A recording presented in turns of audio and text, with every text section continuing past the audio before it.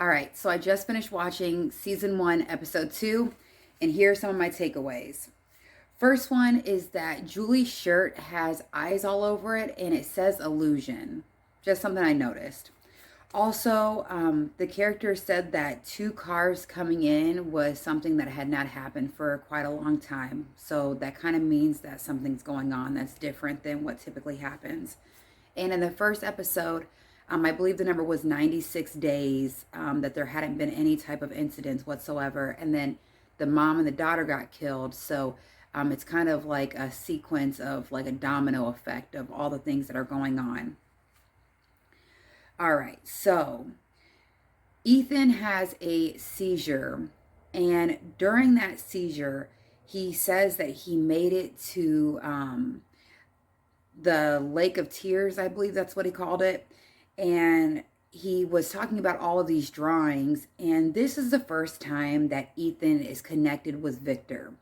So he says that he sees all of these drawings on the wall, and then the camera goes to Victor's room where you can see a whole bunch of drawings on the wall.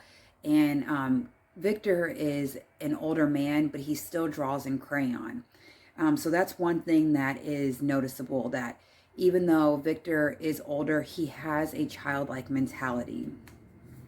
Also, Ethan said that the spider came down from the ceiling. I don't know what that means, but that is something that I just noticed again.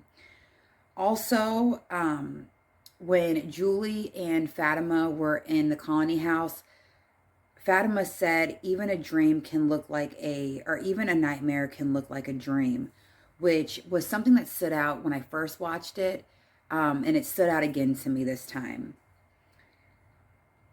Boyd makes note that the demon-like things get in your head. And one thing I found kind of unique about these demons is that they talk like normal humans and they also look like normal humans until they attack people. And then all of a sudden they change their characteristics and they look like monsters.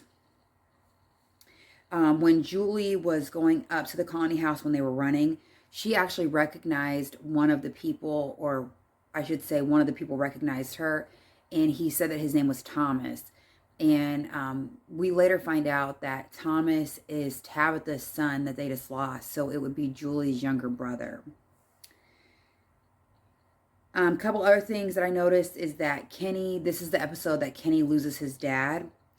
And before his dad passes away, though, he is telling the pastor, he said, he was telling him the story about his dad having dementia, and that his dad ended up leaving the house in the middle of the night, and then he went down to the city.